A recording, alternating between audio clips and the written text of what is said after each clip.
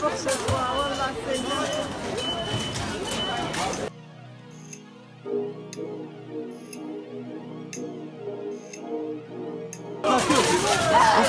En fait, Mathieu, Il est malade, sortez-le.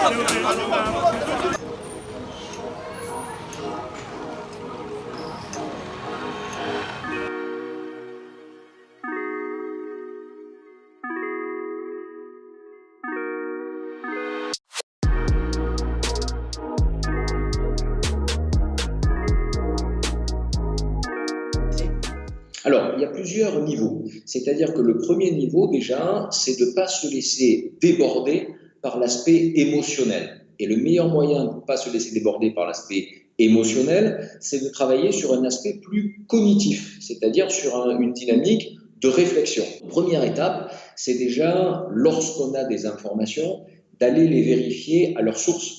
Et par exemple, si on dit, ben voilà, il y a tant de morts à cause du virus, il y a tant de problèmes qui peuvent survenir, il y a les poumons qui sont détruits, il y a, je ne sais pas, tout ce qu'on peut envisager, ben déjà d'aller vérifier sur des informations réellement médicales. Il y a des sites, le site de la Haute Autorité de Santé, les sites d'information, des numéros qu'on peut appeler, pour vraiment relayer la vraie information. Donc ça, c'est un conseil tout bête, mais qui est très important. Moi, je vois ça tous les jours dans ma pratique, des patients qui me posent des questions sur des informations qu'ils ont eues, mais les informations, on voit des informations parfois complètement délirantes.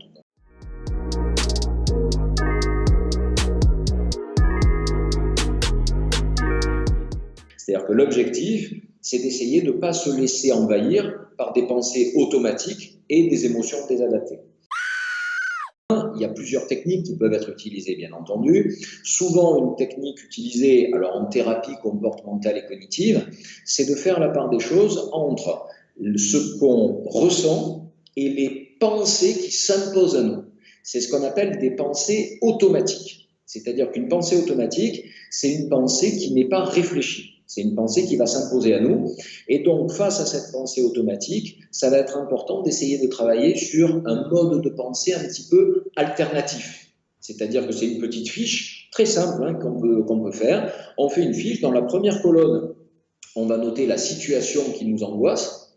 Dans la deuxième colonne, on va noter le type d'émotion qu'on ressent, de l'angoisse, du stress, de la panique, de la peur, de la tristesse, etc. Dans la troisième colonne, on va essayer de noter les pensées automatiques qui nous assaillent, c'est-à-dire quelles sont les pensées qui s'imposent à nous et qui sont en lien direct avec ces émotions. Et dans la dernière colonne, donc les pensées alternatives, on va essayer de noter des pensées sur lesquelles on va réfléchir. Alors prenons un exemple.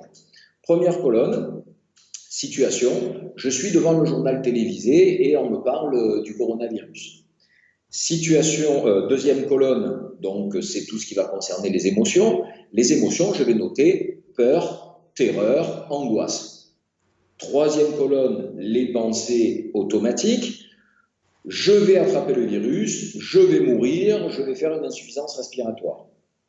Dernière colonne, pensées alternatives, donc des pensées plus réfléchies. Ben, je vais commencer à dire, mais en fait, je suis en bonne santé, je n'ai pas de problème respiratoire en particulier, je ne suis pas dans une population à risque par rapport à ça, je fais tout ce qu'il faut pour ne pas me faire contaminer, je me lave les mains, je ne m'expose pas dans des situations problématiques. Donc, en gros, en conclusion, ben, j'ai peu de chances d'être contaminé par le virus. Et si je suis contaminé par le virus, ben, mon organisme devrait lutter sans trop de difficultés par rapport à ça. Ensuite, il peut y avoir un travail qui peut être fait qui est un peu moins systématisé. Par exemple, un travail sur des techniques de relaxation, sur des techniques de méditation, sur des techniques un petit peu de lâcher prise.